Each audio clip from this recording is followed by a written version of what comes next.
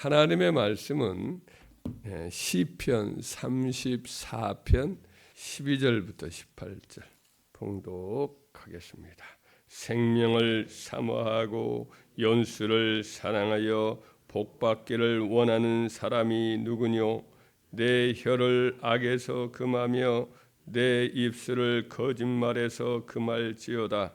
악을 버리고 선을 행하며 화평을 찾아 따를지어다. 여호와의 눈은 의인을 향하시고 그의 귀는 그들의 부르짖음에 기울이시는도다. 여호와의 얼굴은 악을 행하는 자를 향하사 그들의 자취를 땅에서 끊으려 하시는도다. 의인이 부르짖음에 여호와께서 들으시고 그들의 모든 환난에서 건지셨도다. 여호와는 마음이 상한 자를 가까이 하시고 충심으로 통회하는 자를 구원하시는 도다. 아멘. 오늘 이 다윗은 이제 이 시편을 지금 굉장히 위기를 한번 겪고 나서 쓴 시입니다.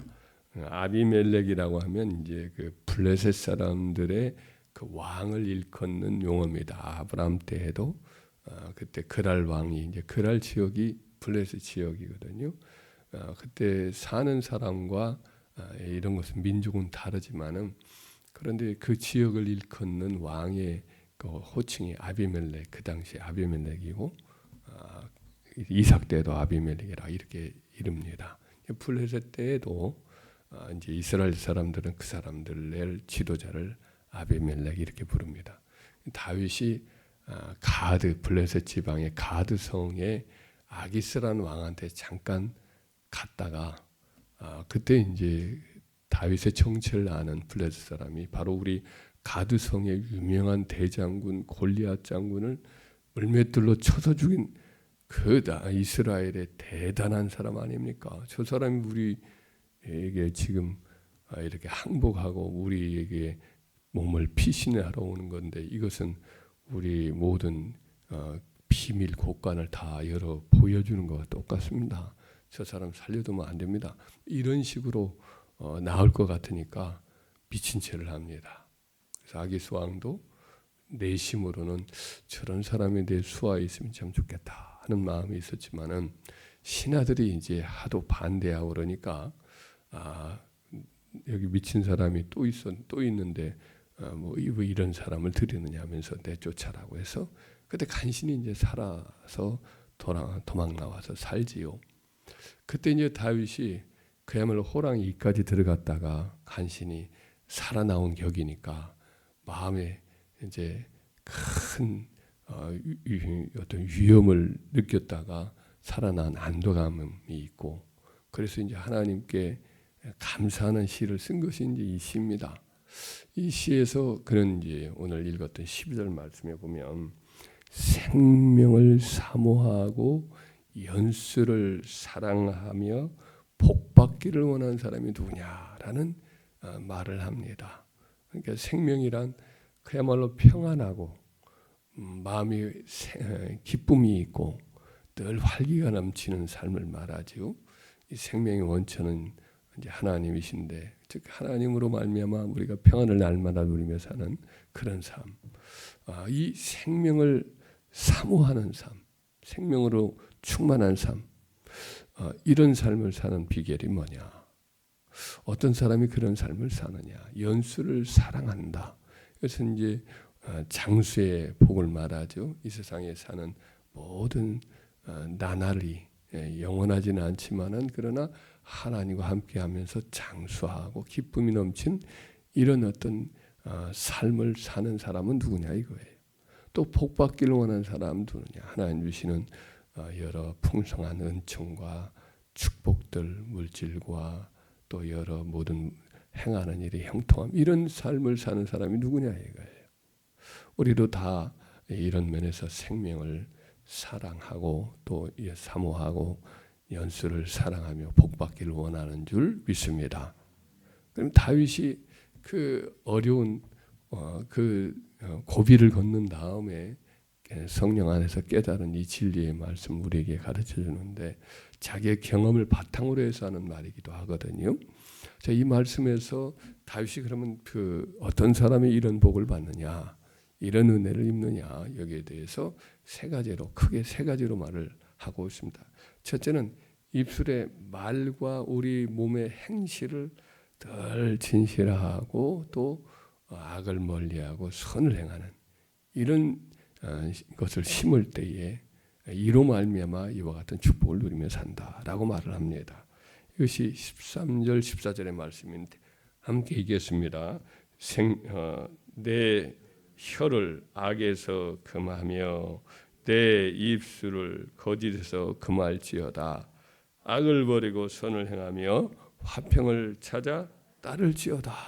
참된 생명으로 충만한 풍성한 삶을 살고 장수의 은혜를 누리고 각양 하나님 부어주시는 축복을 누리는 사람은 입술이 선한 사람이에요.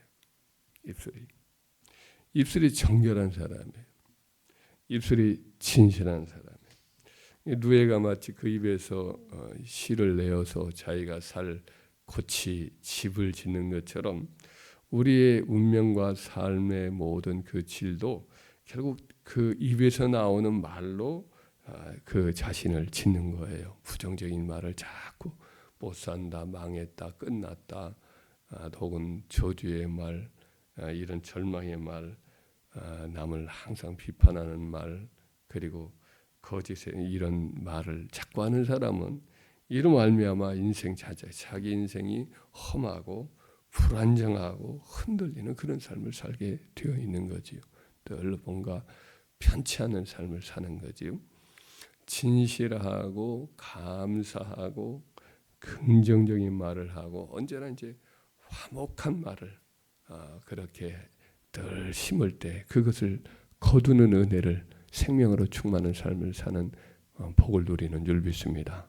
행실도 마찬가지예요. 입술과 행함도 마찬가지로 항상 이와 같이 선한 일에 힘쓰고 악을 멀리하고 그러면 하나님께서 이로 말미암아 우리로 하여금 평안하고 장수하고 늘 복을 받는 삶을 살게 할 줄 믿습니다.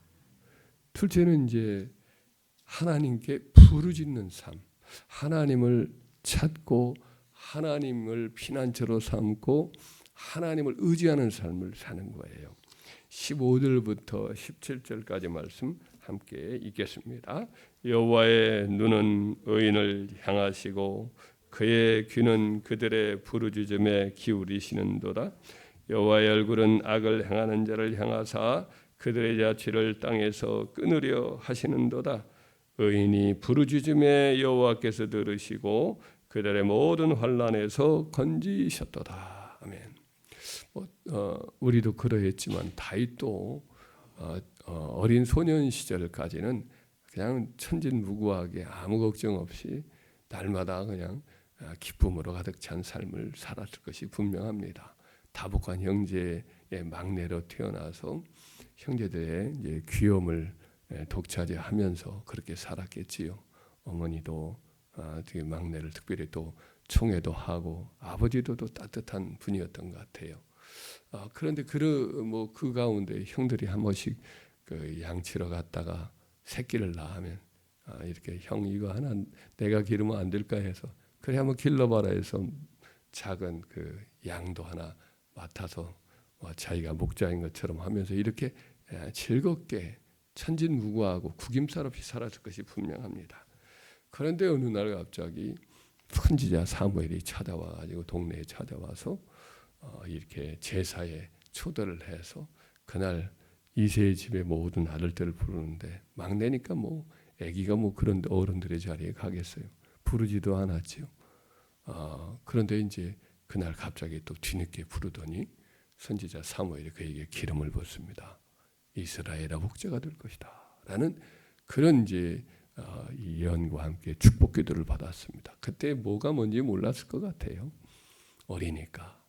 근데 그때부터 뭔가 조금씩 성령께서 그를 이끌어가고 생각을 주고 그러면서 나중에 하나님의 섭리에 의해서 전쟁터로 형들에게 심부름 잘 갔다가 거기서 이제 골리앗이라는 장군이 못된 하나님을 모독하는 말을 하고 이스라엘 모독하는 말을 하니까 그 내면에서 막 그 잠자던 어떤 거인의 어떤 영성이 막 깨어나는 거지요. 저런 악한 사람을 가만둘 수는 없다. 아무도 이스라엘 사람들이 나서지 않는 거예요. 다 겁에 질려 있는 겁니다. 다윗이 깨어나서 그 사람에게 도전을 해서 그를 쳐서 돌로 쳐서 넘어뜨리죠. 사자나 뭐 곰, 늑대 이거 돌로 쳐서 백발백중 맞췄던 그런 실력이 있었는데 그대로 했을 뿐이죠. 그리고 칼도 없이 갔다가 그의 칼집에서 칼을 빼서 그의 목을 잘라는 용기가 나타나서 그렇게 하고 그때부터 이제 달라지기 시작을 합니다. 이스라엘 모든 사람의 찬사와 사랑을 받는 사람으로 이제 전쟁 끝나고 돌아오는데 바로 그 순간부터 이제 그에게 지옥의 문이 열립니다. 왕 사울이 질투의 화신이 되어서 그를 괴롭힙니다. 그에게 부축을 받은 그 신하들 중에 그를 모함하고 고발하는 사람이 생기게 됩니다. 요나단과 같은 참 말로 닿을 수 없는 사랑을 가진 따뜻한 그런 마탱 같은 그런 분도 있지만은 그러지 못한 수많은 또 이렇게 그의 신변을 노리고 그를 괴롭히는 사람들이 또 생겨요. 그때부터 그는 세상이 언제나 그 좋은 일만 있는 게 아니구나. 세상 속에는 또 좋은 사람만 있는 게 아니라 나쁜 사람도 있구나. 내 삶에 언제나 좋은 천국의 기쁨과 같은 나날이 영원할 것이라고 생각했는데 그게 아니구나. 사는 게 고난이구나. 그때부터 그는 도망치는 삶을 살게 되고 마치 광야의 당아새와 같이 슬피 울면서 외롭고 지치고 괴로운 삶을 살기 시작을 하지요.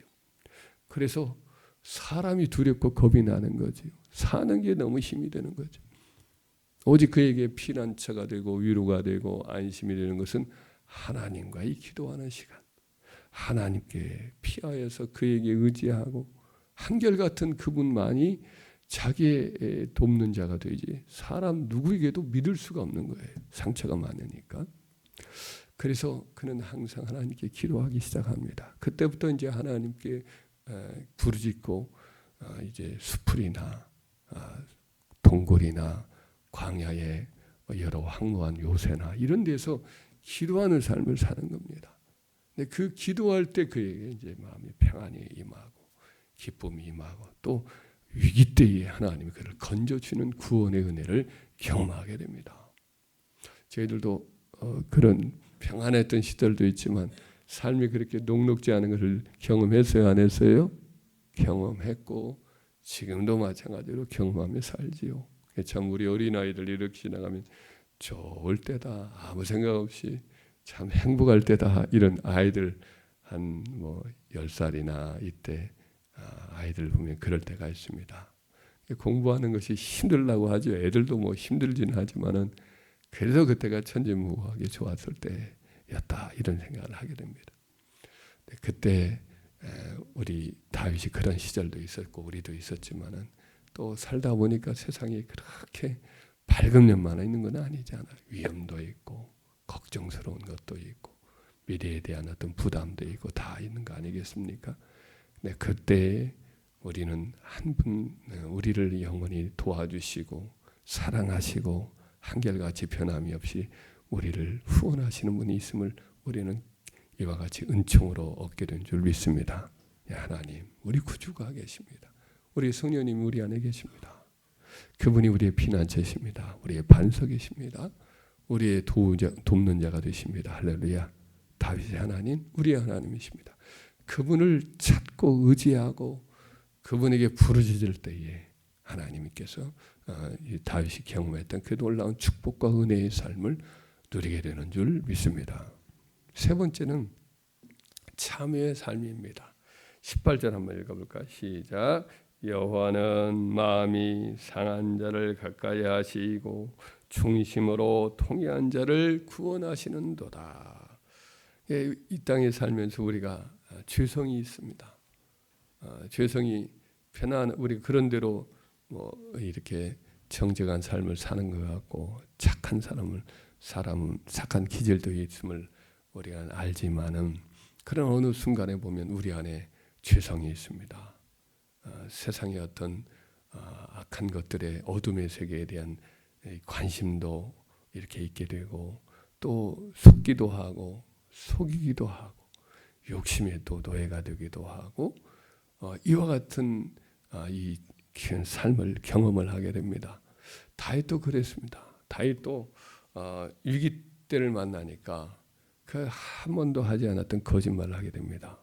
제사장 앞에 갔을 때 먹을 것을 달라고 하면서 그 왕에게 지금 비밀 작전 명령을 수행받고 은밀히 행하는 중이다라고 말을 합니다. 지금 왕이 자기를 잡아 죽이려고 해서 이렇게 피난하는 중입니다. 도망가는 중입니다. 차마 이 말을 하지 못합니다. 그리고 제사장을 속이고 나중에는 또 이제 아기스 왕 앞에 가지 말아야 되는데 이방 왕 아기스 왕 앞에서 또 미친 척을 하기도 하고, 또 그는 또 나중에 죄가 탐욕이 들어오니까 결국에는 또 우리아를 속이고 전쟁터에 나가서 죽게 만들고 아무 일 없는 척 연기하는 삶을 한 1, 2년 계속 하기도 하고, 그런 악한 모습도 그가 저지르면서 살았습니다. 그래서 결국에는 이 일로 인해서 하나님의 무서운 심판을 받고 괴로움을 당하고 그런 고통 속에 그가 처절하게 끼어지고 부서집니다.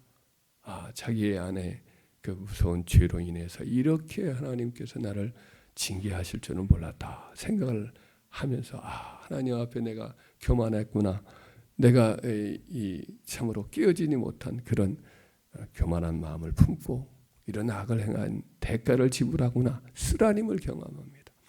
그러면서 이제 하나님 앞에 간절히 부르짖지요. 하나님 앞에 끼어진 삶을 살게 되지요.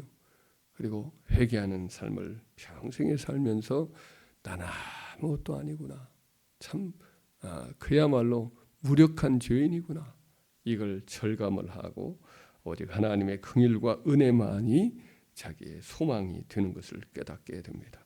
점점 이제 하나님의 자비 안에서 이 세상이 그의 삶에 바라볼 소망이 아니라 하나님만이 나의 소망이 되는구나 라고 생각하고 점점 하나님을 바라보면서 살게 됩니다. 그래서 그는 계속해서 이제 깨어진 마음으로 낮아진 마음으로 참여하는 마음을 가지면서 하나님과 깊은 교제를 나누게 되고 하나님의 사랑을 그의 삶의 모든 것으로 생각하고 그렇게 살아가는 삶을 살아가게 되면서 점점 하나님의 생명, 영원한 생명, 그래서 연수를 사모한다고 그랬는데 세상의 삶이 아니라 하나님과 영원한 삶을 꿈꾸는 그런 삶을 살게 됩니다. 그리고 진정한 축복은 이 세상의 어떤 면류관도 아니고 왕위도 아니고 하나님 안에서 하나님과 함께 사는 삶이구나, 그걸 더 이제 깨닫게 되는 은혜를 누리게 됩니다. 우리도 마찬가지로 이 땅에 사는 동안은 죄와의 씨름이 있습니다. 죄가 있으면 늘 그 괴로움이 따라오게 돼 있고 또 하나님의 진노가 따라오게 돼 있고, 그래서 우리는 죄를 평생에 하나씩 더 물리치고 우리 안을 살펴서 우리 속에 혹시라도 성령께서 기뻐하지 않는 것이 있는가 깨닫고 이것을 내어놓는 그야말로 어린아이 같이 하나님 앞에는 끼어지고 부서진 그런 삶을 살아갈 때 하나님이 이와 같은 사람들에게 축복을 주시는 줄 믿습니다. 연수를 사랑하고 생명을 사랑하고 연수를 사모하고 복을 받는 삶, 세 가지 우리의 입술과 우리의 행실에서 늘 진실하고 또 선을 힘수행하고 악을 멀리하는 삶이고, 또 고난의 때마다 하나님 앞에 부르짖고 매일의 삶에서 하나님을 나의 피난처로 삼는 기도하는 삶을 살아가고, 또 우리의 죄를 늘 깨닫고 늘 참회하고 언제나 깨어져서 겸손한 삶을 사는 사람, 이런 사람이 되어서 하나님 앞에 평생의 복을 받는 삶, 평강 가운데 살아가는 삶, 하나님과 함께 동행하는 귀한 삶을 살기를 주의 이름으로 축원합니다.